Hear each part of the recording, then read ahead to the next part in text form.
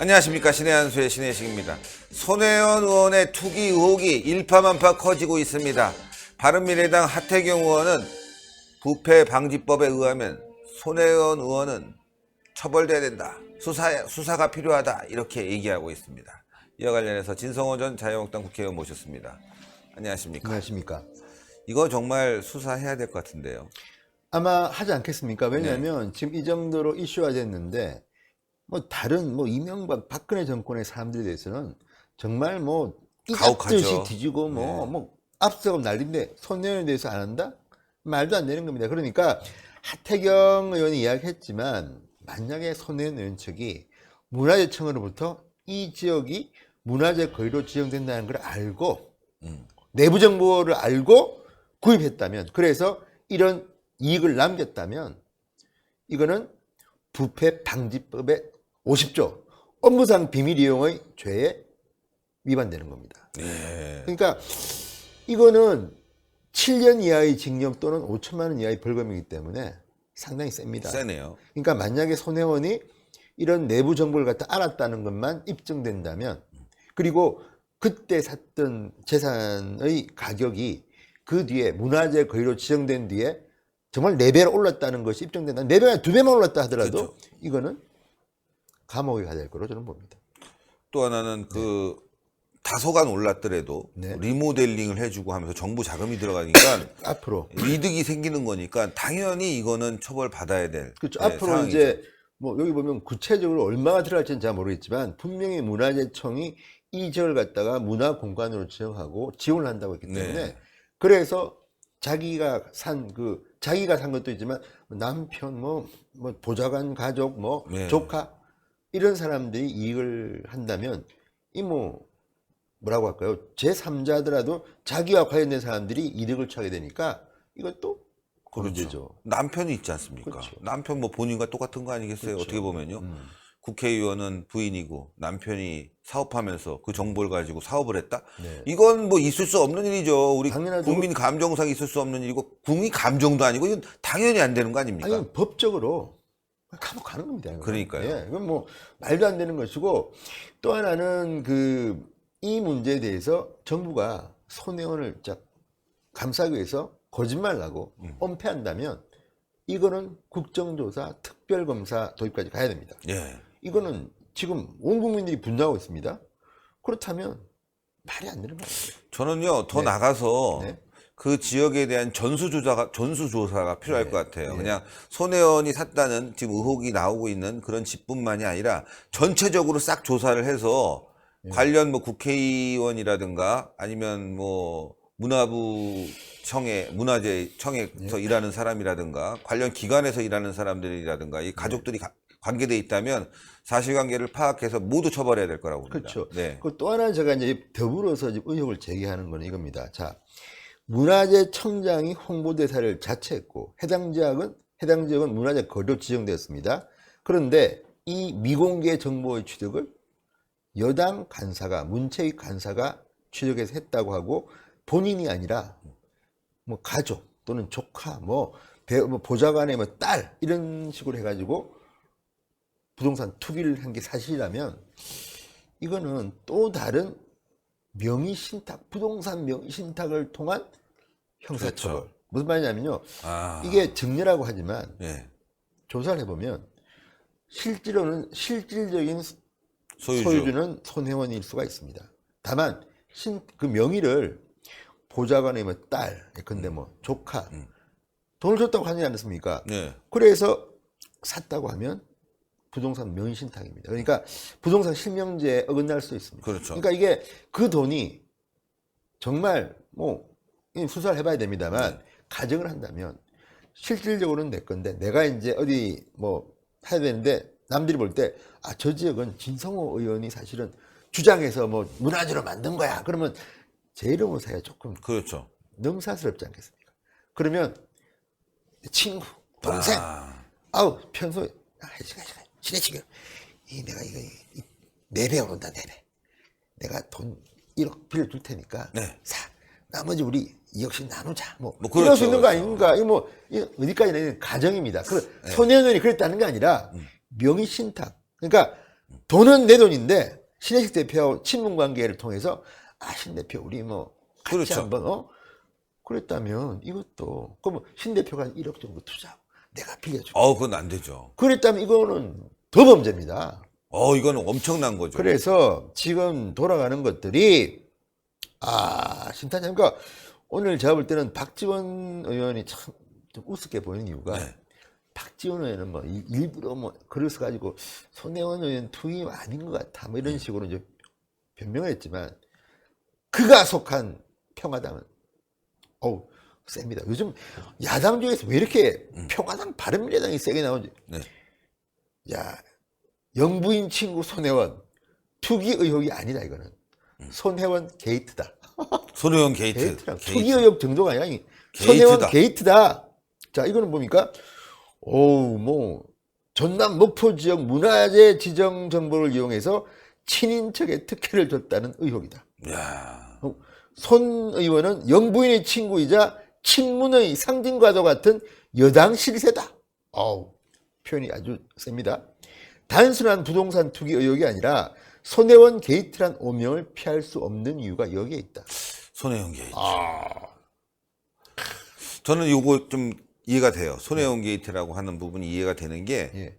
지금 손혜원 관련해서는 9채인데 예. 이 안에 집들이 굉장히 많지 않습니까? 네. 어림잡아도 100여 채 이상 된단 말이에요. 네. 이런 정보를 가지고 움직였던 사람 손혜원뿐만일까라는 걸 한번 생각해 봐야 되고 네. 왜 이렇게 크게 문화재 거리를 조성했을까? 그렇죠. 예, 이런 것도 지금 의혹이란 말이에요. 그래서 그렇죠, 전수조사가 필요한 거예요. 예. 그래서 민주당이 게이트라고 얘기했는데 여기서 또 저는 의원님께서는 요거를 박지원이 제보를 했다 이렇게 한번 제보했을 예. 수도 있겠다. 그렇죠. 의혹을 제기했는데 또 이런 생각도 들어요. 네. 근데 박지원이 글을 쓴 걸 보면은 이건 투기가 아니다 이렇게 했단 말이에요. 예. 도와주는 척. 예. 그렇죠. 뭐 자기가 제보하고 난 뒤에 좀 찔리니까 예. 그렇게 말할 수 있다는 그런 의혹이 드는데 저는 말이죠. 그걸 떠나서 이거 몽땅 개입된 거 아닌가? 그런 생각도 들어요. 이거 봐라 이거 야 조용히 하랬잖아 이거 조용히 하랬잖아 이거 어쩌다가 말이야. 어쩌다가 다 떠벌려갖고 요거 조사하면 엄청난 거 나옵니다. 요거 제가 봤을 땐 느낌이 빠가요. 게이트가요. 게이트입니다. 요거. 또 우리가 또 반론권을 또 우리가 존중하기 때문에 네. 손혜원 의원이 여기에 대해서 뭐라고 했는가를 조금 일부분 예. 재밌었죠. 네. 보세요. 자, 손혜원 의원은 자신의 측근들을 둘러싼 전남 목포 투기 의혹 제기에 대해서 목숨을 걸겠다고 말했습니다. 목숨을 걸겠다. 자, 그러면서 아까 이제 신 대표가 뭐 이야기했던 그 뭐 사진 보여주고 한 네. 거, 그 다음에 자 손혜원의 이제 해명을 우리가 소개할 수밖에 없습니다. 왜냐하면 우리가 이제 비판했으니까. 네. 투기는커녕 사제를 틀어 친인척이라도 끌어들여서 목포 구도심을 살려보려고 했다. 더 강력하고 매력적인 콘텐츠가 필요하다는 생각에 제 나전 박물관도 목포로 옮겨야겠다고 지난해 결심하고 재단에 사제를 넣어 목포에 박물관 부지를 샀다. 다 쓰러져가는 구도심 골목안 옛공장이다. 어떤 의미가 있더라도 목포에 대한 소신은 변하지 않는다. 그러면서 이제 뭐 아까 했던 그런 걸 하고 나는데 그 다음에 SBS에 대한 이야기입니다. 네. SBS 허위 기사의 목적은 무엇일까? 나를 밟아 죽이려는 것은 알겠는데 누가 왜 그러는지 궁금하다. 야, 여기 중요한 게 있습니다. 나를 밟아 죽이려는 것은 알겠는데 누가 왜 그러는지 궁금하다. 저도 궁금합니다. 자, 이 제보자가 누굴까? 그러니까요.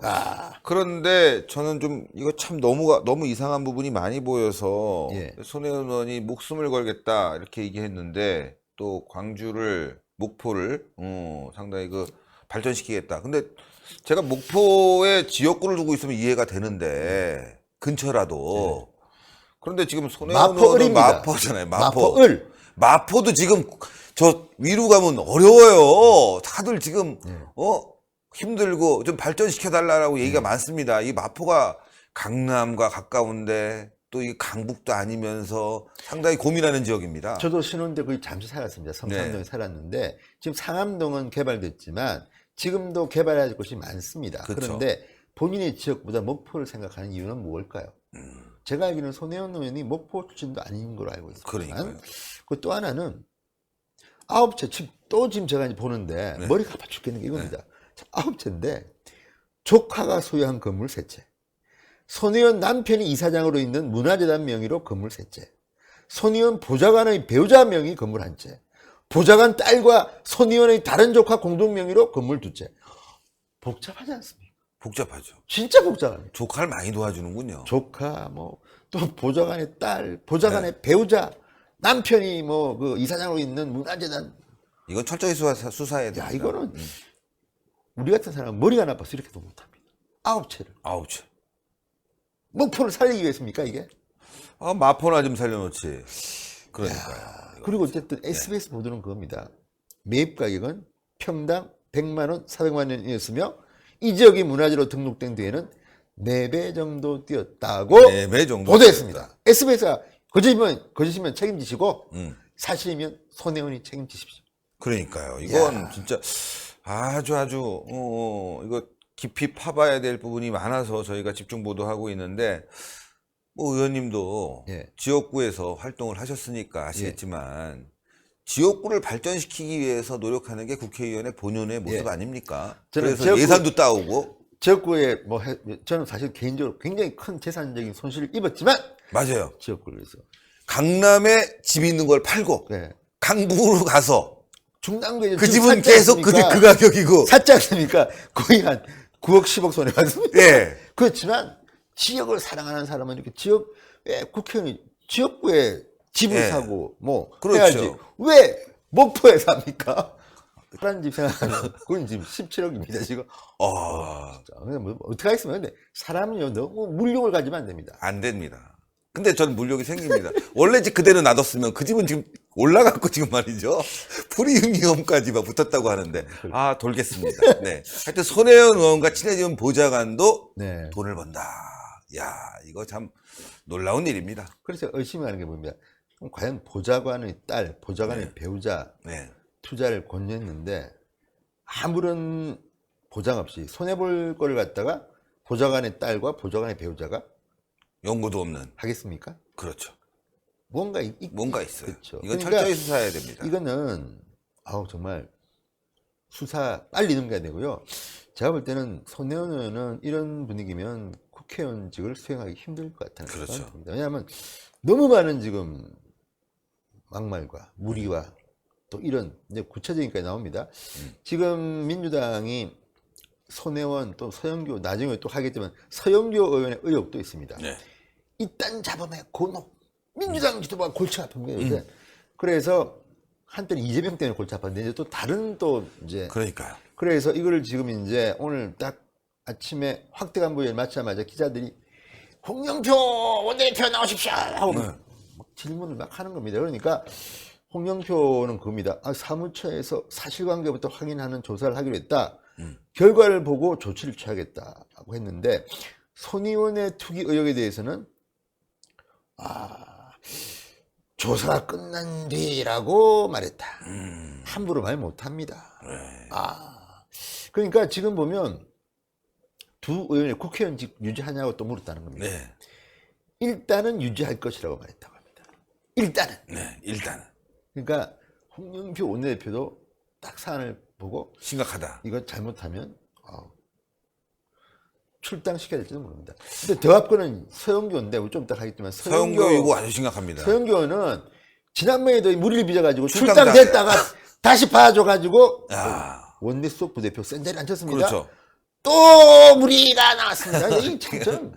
이게 무슨 정당이 이렇습니까? 그러니까요. 뭐 적폐. 적폐 덩어리예요. 정말 야. 짜증이 납니다. 짜증납니다.